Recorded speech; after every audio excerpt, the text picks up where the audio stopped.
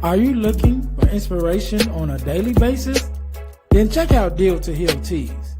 With our inspirational teas, you're sure to find something to inspire you.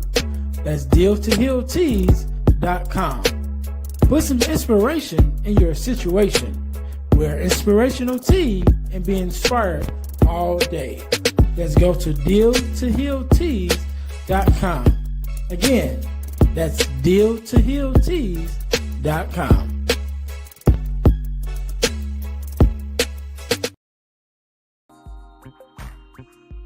Hey guys, if you're enjoying this podcast, then I know you enjoy the Girl Dad Discussion podcast. I'm your host, Ernest James, and I believe the relationship between a daughter and her father is one of the most important relationships a young lady can have.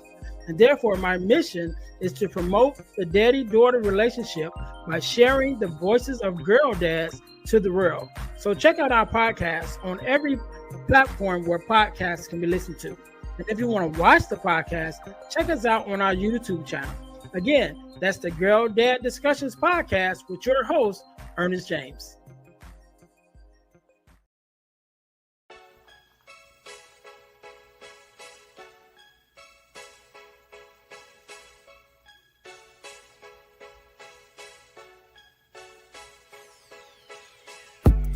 Welcome to Deal to Heal with E. James podcast.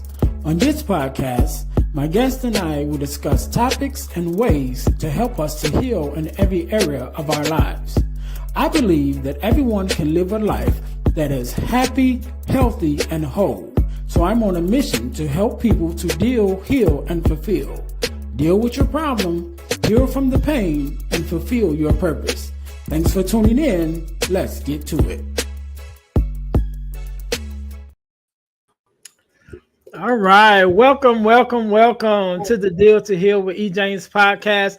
I am your host, Ernest James, and I believe that everyone can and should live a life that is whole, healed, and healthy. Therefore, I'm on a mission to help people to deal, heal, and fulfill, to deal with your problems, to heal from the pain, and to fulfill your purpose. Thank you guys once again for tuning in to the Deal to Heal with E. James podcast. If you haven't already, make sure that you subscribe to our new YouTube channel, the Deal to Heal Podcasting Network, on all of your podcast listening platforms. Make sure also you go to YouTube, our new YouTube channel, which is the Deal to Heal Podcasting Network, where you will find not only the Deal to Heal with E. James podcast, but you'll also find the Girl Dad Discussions podcast, which is our partner podcast. So make sure you guys go and check that out. So we're going to jump right into it. Today, just like any other day, we are blessed with a guest, Miss Andrea Pass. Did I say it right? Andrea, got it. Yep. Good. I was trying to. So how are you doing? I'm doing great. Thanks so much for having me. No problem. We want to say, first of all, thank you for being here, because you could have been doing anything else with anyone else, but you're here with me and my listeners, and we definitely appreciate it. So we're going to jump right into this thing. Do me a favor, introduce yourself to my audience and tell us a little bit about who you are and what it is that you do. Well, I'm the owner of Andrea Pass Public Relations, a solopreneurship that I started about 7 years ago. I had worked for many public relations agencies after starting at the CBS radio division in New York City way back when. And I'm loving entrepreneurship. It's so wonderful to work with so many different clients in different areas all around the country and to secure press coverage. So that's what I do all day long. I secure press coverage for clients to help them grow their business by reaching new audiences. So it's exciting because one day I'm working on a book with an author, and the next day I'm working on a small business, and the next day I'm working on a nonprofit. And so it never gets boring. I love what I do. So, you know, they say, if you love what you do, you haven't worked a day in your life. But I love what I do, and I love public relations.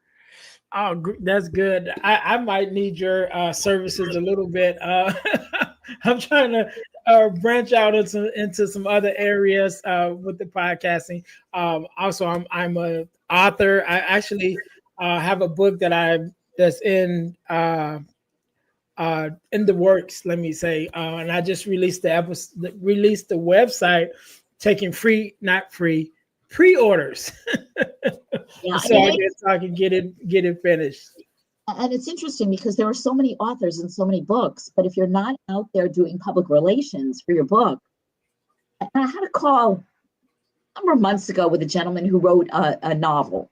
Mhm. And I said, so are your friends and family buying it on Amazon?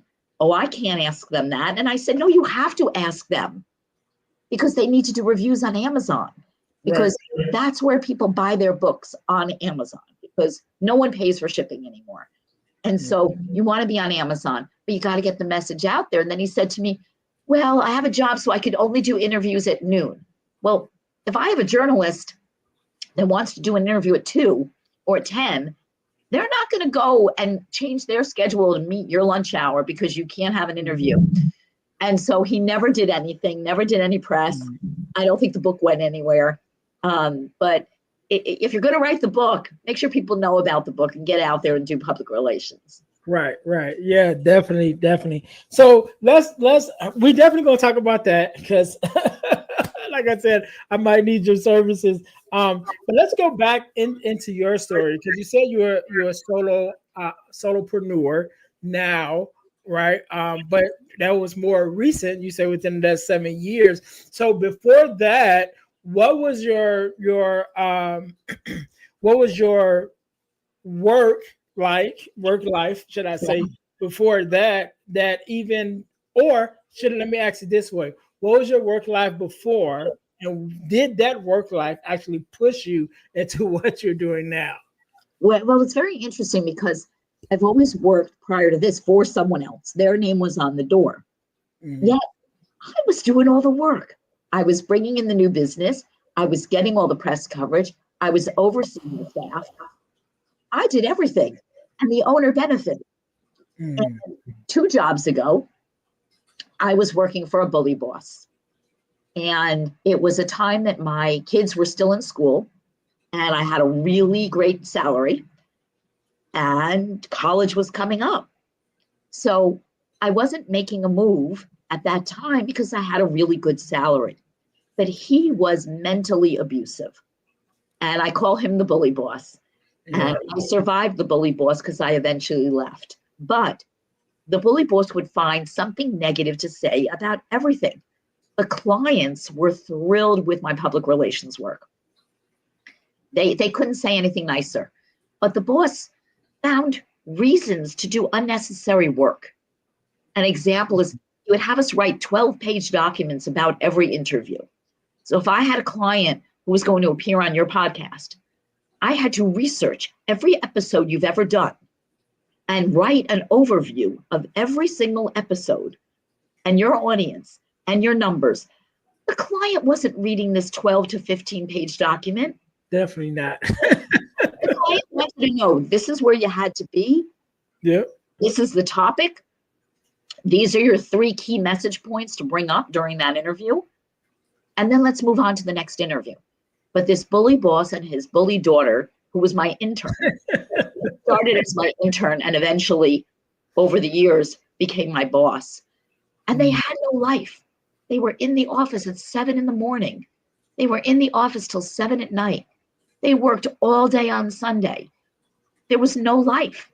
And he would say things to me. We'd be at a conference in Las Vegas for a client. And he'd say, well, you didn't do this and you didn't do that and you didn't do this. And at one point, I said to him at a dinner at a really nice restaurant, I said, why don't you fire me right now and put me on a plane and I'll go home? Oh, Andrea, don't be silly. And then the client calls, Andrea, where are you? Come have dinner with us. And I'm having dinner with the bully boss. So after dinner, we walk to the other restaurant and everyone's hugging me. Andrea's here. No one acknowledged him. No one liked him. He was a bully. And, I put up with that because of the salary. I had no life. I mean, Ernest, there were times I was at a wedding in the hallway on the phone, working. I was on a vacation and I get yelled at. We've been trying to reach you. Well, I'm snorkeling in Barbados. I got on the bus to go to the cruise ship. I saw all these messages. You can't be out of touch. Well, they haven't made, underwater cell phones yet. And I also had my vacation approved. So why are you calling me? Right. And then they would tell the clients to call me on vacation. The client didn't realize I was on vacation. They forgot. When I'm in the middle of Disney and my client calls, I said, hey, is everything all right? He says, yeah, where are you? I said, I'm in Disney World. He says, I don't need to talk to you now. I'll talk to you next week when you get back. This isn't urgent. We were not finding the cure for cancer. Right. The public relations I do is not urgent PR. So he really verbally and mentally abused the staff. He fired people, hundreds and hundreds of people over the 8.5 years I was there. Wow. Nothing anyone did was good enough for him. And he was mean. And I knew him because I worked with him at a previous company years earlier. And but I survived him because I realized I need to leave. Yeah. And I made this decision and I did my homework and I found a competing public relations firm that was going to be at a trade show I was at. Did my homework. The boss says to me, I've got to go to my room to do some calls. That was my opportunity. I went over to this other PR firm, introduced myself, and they said, we know who you are. I had an amazing reputation. I said, could you step away from your booth? Because I didn't want anyone to see me there. I said, I'm looking to make a career change. And the owner said, can you start Labor Day? There was no discussion. Within 2 seconds, she offered me a job. Yeah. I went to work for her. And the bully boss was horrible. I gave my notice and said I didn't have a job. I didn't need him knowing my business. Right. And he just... I think two things is one thing to have to deal with a boss, that's you don't necessarily like, like you said, nobody liked them. And I think we kind of get locked in because you mentioned about that you had a good salary. And I think that a lot of times that makes us stay longer than we should, definitely even in myself, even though I love my job, there are times though where we have to adjust because I work in construction, for my day job. And so in between, projects, we might be laid off or whatever. And sometimes, people ask me like, well, why don't you just do something else? And I'm like, I can't find nothing else that pays as good. You know what I mean? We find a career and we find what we're good at and we stick with that. But I think that recognizing that you're worthy, that if that boss is abusing you mentally, Sunday mornings, we call them nasty grams, nasty emails, get this done, get this done, get this done. We worked all day on Sunday. And it was just, it was my special birthday. Right. He wrote me these nasty emails. He thought my birthday was Friday because he had gotten a cake. Big whoop, he got a cake. And I actually drove my car to a local park and I just sat there bawling my eyes out on my birthday, because I didn't want my husband, my kids seeing me doing this. And I was so upset and so hysterical that I called a coworker. She had gotten the abusive emails as well. And, she just, talked me off the ledge. But no one should be treated that way. Right. And there's another job out there for you. And, plan, look for a job while you have a job, but you don't have to put up with a bully boss. And to this day, I have never spoken his name. You don't need to. He's the bully boss. That's his name. But out of that, you got this new job, which is great. And then that even leads you to, or should I say, how does that lead you into entrepreneurship? Because I had been at this working. I live in New Jersey, and I went to a company based in LA, and I was remote. So I was doing go-to meetings and all of this way before everyone else started into Zoom and Teams and all of these platforms. And they were a lovely, lovely group of people. They had a different company culture than I was used to. But, some were really nice. Others were punching a clock. And they would show up. They had to be there at 8 a.m. and they'd show up at 20 to 9. And then they'd go out at 10 after 9 to get a coffee when there was a full kitchen with coffee. So they had a very laid back attitude. And me, when you hire me, I work. Yeah. If I have to be at my desk at 8, I will be at my desk at 5 to 8 with my coffee. I never take advantage. So I was there for a number of years, helped them, build up the firm. And then she decided, the owner, that she was going to take the firm in a different direction and got rid of a third of the firm. And within a week, another third left. So it was the perfect opportunity because I was already talking to a bunch of business contacts who said, Andrea, go out on your own. We'll hire you. And so within 4 days, I had a full slate of clients. I had a client who bought me my first business cards. I had a connection that made my first website. And I was on my way. And I never looked back. I talk about the situation. I talked about how I healed from the bully boss. And thank goodness the agency I went to in Los Angeles, she really helped me. She protected me. We were at conferences. The bully boss was there. And she made sure that I didn't run into him, that I didn't make any wrong steps, because he was just evil. And now his company is not doing too well. And, the bullied daughter is overseas working somewhere in the Middle East. No one wants any part of them. And, I'm in touch with people who used to work there because we survived.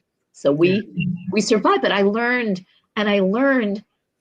by becoming an entrepreneur and starting Andrea Pass Public Relations, I learned how I wanted to be treated and how I will treat my clients. And that's what matters, how you treat people. Yeah, and I think when you get into entrepreneurship also, and it's kind of a must-have anyway, that you really learn how to treat people, because you're the face of the brand. You're the face of your public relations and how you deal with your customers and how your customers see you.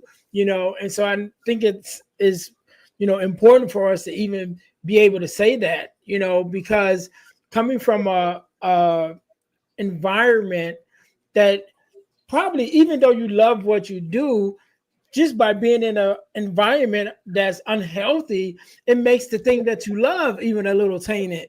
You know what I mean? Because it's like, man, I love this job that I get to do, but now I'm not liking it as much because of the environment that I'm doing it in. And so as a solopreneur, working on your own, probably at your own home or wherever, how has just that experience been, being able to cater your own environment, that you get to work in, and just create it and make it what you want it to be? How has that been? It's interesting because it really has had mostly ups and a handful of downs, very few downs, but it's, you're constantly selling. So I'm constantly networking. I'm putting myself out there. I'm selling because of the fact that if I'm not out there, people don't know about Andrea Pass Public Relations. They won't remember me or think of me or refer me. And so you have to be on all the time. And I love that. I love going to networking events. I met so many people from all over the country and the world by Zoom networking events. I run a networking group called Access Success Networking. And I have people from all over the country who come once a month. And we have a great speaker who teaches them something. And I think that being an entrepreneur is tough. Yeah. You have to figure out, where's my next paycheck coming from? Yeah. And if there's no paycheck coming, what do you do? And listen, I'm a very lucky woman Our insurance is through my husband's company. Yeah. And in our world in the US, we have to worry about health insurance. And we need to have health insurance. And there are many people that don't. I'm not judging. Everyone does what's right for them. But we know that for our needs, we need health insurance. Yeah. And so if I didn't have that through my husband's job, then I may not be able to be an entrepreneur. I might have to go work for someone else because of the insurance. Okay. Okay. So even with that being said, going out on your own, starting your own business, being able to create the environment that you want. But like you said, entrepreneurship is hard. And so you talked about working for the bully boss and working all the time, even on Sundays. But now that you work for yourself, as an entrepreneur, it's kind of sort of the same almost, but now you're just doing the work for yourself. So how has it been being able to find that balance, that work-life balance that you still definitely put in the work that you need for yourself, but then not overworking? Because like you said, you as an entrepreneur, you're looking for that, okay, where's this next check coming from? But finding that balance where you're definitely doing enough to get that next check, but not so much that you lose yourself in the business. I think that you have to learn the longest sentence in the English language, no. And you need to set boundaries. And I think that there are times I've met with people for new business, and in my head, I'm saying, we're not going to gel. I just knew that it was going to be a disaster. And so I didn't pursue that account. And so it's understanding the balance that you can have. I'm very fortunate. My parents live around the block. Dad is 92, mom's almost 87. They live on their own.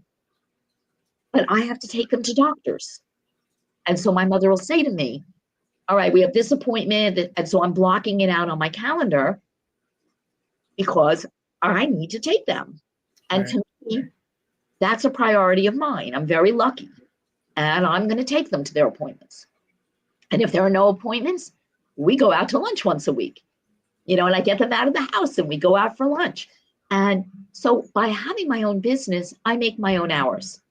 And so, yes, can I talk to somebody at 7 or 8 o'clock at night? Sure. Can I write a document on the weekend? Sure. Or I could go on a vacation and I can say to people, I'm going to be out of pocket for a week. And I don't feel the need to have to check my emails because, like I said, I'm not finding the cure for cancer. And so being an entrepreneur, you figure out what's going to work, how you're going to be able to balance your work and your life. And it's funny because I look even at my husband. My husband does the grocery shopping. I joke that I'm allergic to the supermarket. I hate the supermarket. But he'll say to me, at 10 o'clock in the morning, I don't have a few calls. I'm going to go to the supermarket. And will he then work until 9 o'clock at night? Yeah, okay. Because we get the job done, but we can balance. And I think that, and I say life-work balance. I put life now before work. And it's possible that I'm doing that because my children are out on their own and they support themselves. Yeah. So having that to be able to say, okay, I'm not supporting my children anymore. They're out in the real world, earning their own money and having their own home. And, and I have a grandson, so my daughter has to do daycare so she could work, but I don't have to worry about, I worry, but I don't have to financially support them anymore. So I can think differently and put my life in front of my work, but I get my job done because I have a reputation. And people know if they work with Andrea past public relations, then I'm getting the job done. Yeah. They can count on me to get the job done. So I think figuring out that life-work balance, setting boundaries, learning when to say no, learning when you need to take a course or get a book, read about something, or have a phone call with someone who through networking who could teach you something.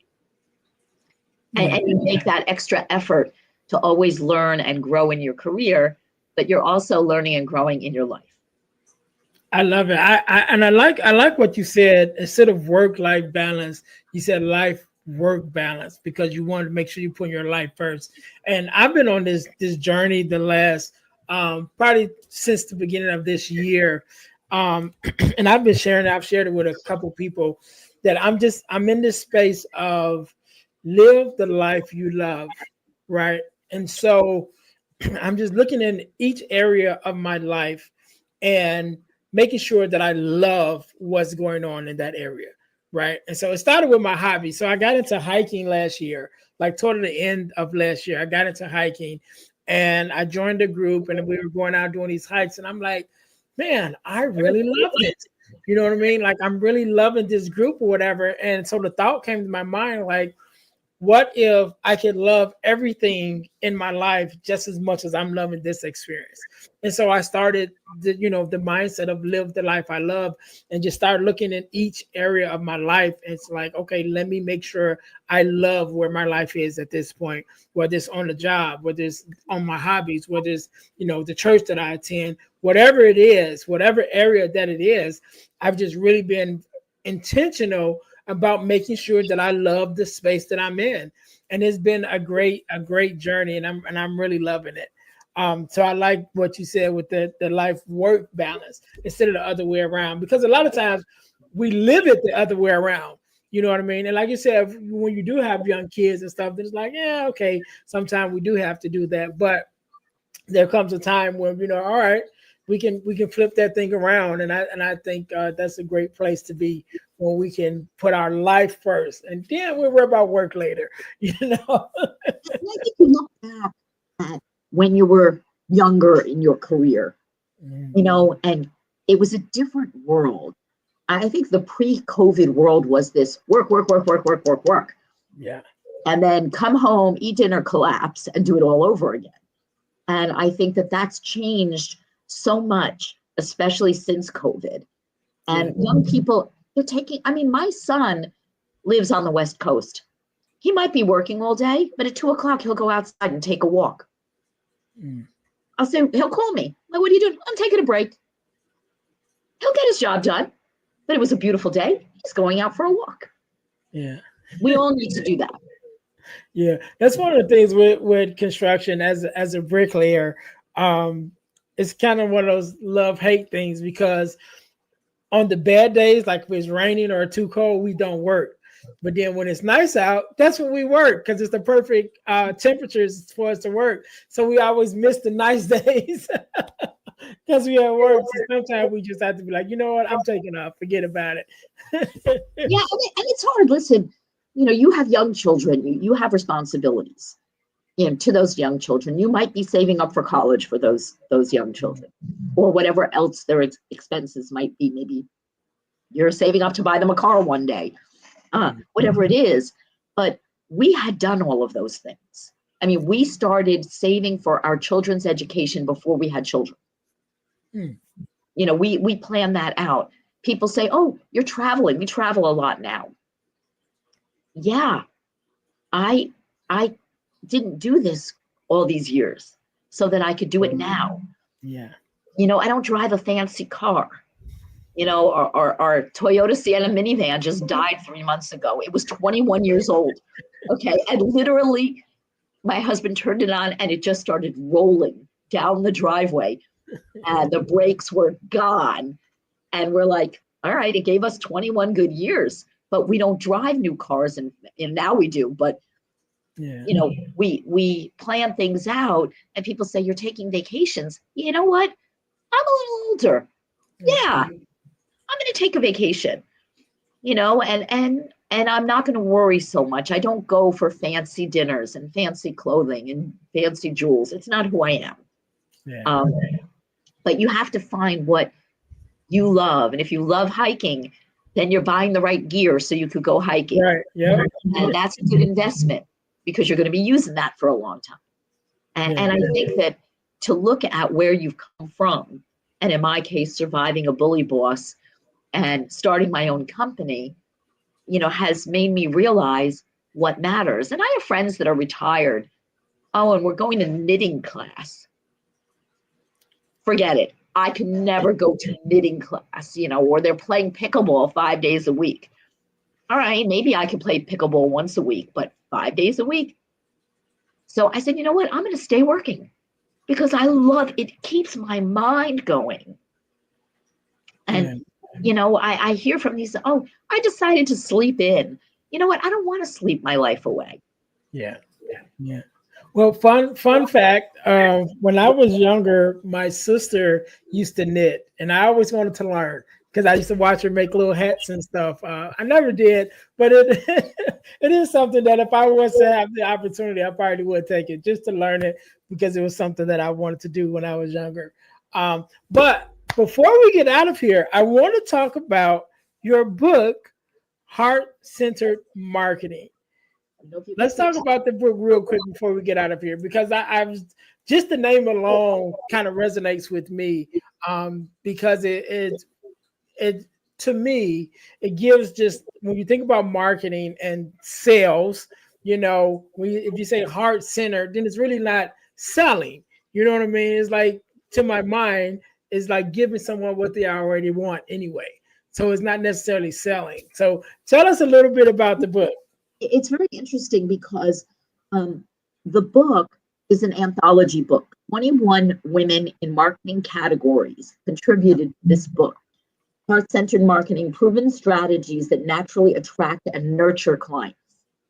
Because the thing is, if you just do the job, the basics, it's not going to establish a relationship. No one's going to give from the heart. But if you are giving from the heart and you have a positive, sometimes not necessarily a positive story to share, but you're approaching it from this natural, I care about this. And my chapter is using public relations to drive sales. And I talk about how doing interviews and talking to people and talking about your product or your service or your book or your nonprofit, whatever it is you're talking about. Every time you do this, you might reach one more and one more and one more. For all I know, there's someone listening to this, your podcast, and saying, wow, I'm going to reach out to Andrea Pass Public Relations. I didn't realize all of that. So by approaching it from this heart-centered approach, the women entrepreneurs that contributed to this heart-centered marketing book that was published by Highlander Press, really give you a tidbit about sales, about advertising, about social media, about public relations, about email marketing, direct marketing. All of this is in this book with different chapters. And when the book came out, we actually received from Amazon the #1 marketing book for that week and the #1 ebook for that week, because it's also an ebook. But I read an ebook on vacation, but when it's an educational business book, I like to write all my little notes, my stickies, in the book. And so it's interesting because when I had this opportunity to contribute to the book, I said, I've represented so many authors, but I've never been an author. And so now I could say I'm an author. Yeah. And it's a good feeling. I mean, I'm sure you feel the same way. You could say you're an author. Yes. Cool. I definitely can. I've written, and I keep saying this, in the process of me trying to finish this one hardcover book, I've written 4 ebooks, So, but yes, just being able to say that I am an author and have that, a speaker, podcaster, author, on the end of it, I think I enjoy being able to say it, and I think it does give me a little added credibility too. But yeah, it's I think it's a work of love when you put your thoughts to paper, and it kind of seals it, for the long term. Because I can say something now, but then after I say it, whoever heard it, and then it's gone. But when you put it in the book and you write it down, it stays there for years. And who knows, somebody come across it and pick up this book and say, oh, this was Ernest's thoughts on this day. I think it's an amazing feeling. It is. And I'm like, I've done so many different things in my career. And it's like, oh, this is kind of cool. I'm an author. So now I can always say for the rest of my life, I contributed to a book. I'm an author. Yes. And so, especially with heart-centered marketing as the title, it fits so perfectly with who I am. Mm-hmm. And so when people get to know me as Andrea Pass Public Relations, they know that I give everything from the heart. It's who I am. I'm going to be honest and authentic and tell you like it is. And I'm not just going to take your money and run. There are too many PR people that do that. Not me. It's not who I am. I go above and beyond because you know what? At the end of the day, I want to sleep. I want to sleep at night, knowing that I'm a good person. I'm an honest person. I'm an authentic person. I don't have to deal with bullies anymore. Right. In my life. I won't. I set boundaries. And if you're my friend and you're a new friend, great. If you're an old friend, but you're not there for me, I don't need you anymore. Setting boundaries and deciding what's going to work in my life and who am I going to spend my time with. I'm okay. Later tonight, I'll be sitting on the couch with my husband watching a few episodes of Jeopardy. We love sitting and watching Jeopardy. I don't understand how these people know the answers to all those things, but we're very excited if we get a few answers right. But, it's the little things in life that makes you happy. Mm-hmm. And to heal from those negatives and to move into the positives it's rewarding. Yes, it is. It is. And I want to thank you, Andrea, for coming on. I want you to have the last word, and I want you to leave us with a word of advice, and also with your social media handles or the website and things of that nature, where we can find you to work with you. And just to be in contact with you and follow you. So I'll give you a couple seconds to think about that. To my listeners, thank you guys once again for tuning in to the Deal to Heal with E. James podcast. Make sure that you guys are checking us out on our website, thedealhealfulfill.org, where you can find out more information about me and everything that I have going on, and also book me to come out to be a speaker or to facilitate a workshop for your school or organization. Also, make sure you check out Deal to Heal Tees, which is our inspirational t-shirt line. Put some inspiration in your situation. Wear an inspirational tee and be inspired all day. That is our tagline. Last but not least, make sure you guys go and check us out at ebooksbyejames.com, where you can find some of those ebooks that I mentioned earlier that I've written, including the Core 4, which is the 4 core values that every daughter should get from her father, as well as Forgiving Me, the 4-step guide to self-forgiveness. You can find both of those ebooks and others at ebooksbyejames.com. Make sure you guys are checking that out. Also, over the last couple of years, I've been blessed to be a part of an organization called the Forgiveness Mission. And what we do, we have free virtual workshops. Used to be every quarter, but now we're doing it every other month. And there's free virtual workshops where we talk about forgiveness, what it is, what it's not, who is it for, what does it mean to forgive, forgiveness of yourself, forgiveness of others, just everything surrounding forgiveness, which I think is a very important topic. So you can go to forgivenessmission.com to register for our next free virtual workshop, or you can go to Eventbrite and look up Forgiveness Workshop sponsored by the Forgiveness Mission. The workshops are virtual, they're absolutely free, but the information is priceless. So whenever you listen to this episode, either one just passed or one is coming up. So again, go to forgivenessmission.com in order to sign up for our next free virtual workshop. Again, Andrea, thank you so very much. Excuse me, for being on. Thank you for sharing your expertise. I can't wait to get the book and definitely going to check it out. I want you to have the last word, so the floor is yours. Failure is not an option. Okay, so that's my last word. Failure is not an option. Do things that you love to do and succeed in them. Set your standards the right way and enjoy life. And don't let those bully bosses run you down, because you can be happy. So failure is not an option. You could find me at AndreaPassPR.com. I'm on Facebook, Andrea Pass Public Relations. I'm on LinkedIn, Andrea Pass. I'm on Instagram, Andrea Pass PR. So I'm out there. Please find me, connect with me. And if I could help you in any way to grow your business using press coverage, please reach out to me and we can have a conversation. So thank you so much for having me. I really appreciate it. No problem at all. We can't end it no better than that. To my listeners, thank you once again for joining the Deal to Heal with E. James podcast, where our mission is to help people to deal, heal, and fulfill, to deal with your problems, to heal from the pain, and to fulfill your purpose. Until next time, you guys be blessed. Thanks for listening to the Deal to Heal with E. James podcast. Remember to listen, like, subscribe, and share. This episode has been brought to you by Deal to Heal Teas. Put some inspiration in your situation. Wear an inspirational tea and be inspired all day. Let's go to dealtohealteas.myshopify.com. Remember, our mission is to help you to deal, heal, and fulfill. Deal with your problem, heal from the pain, and fulfill your purpose. Thanks for listening.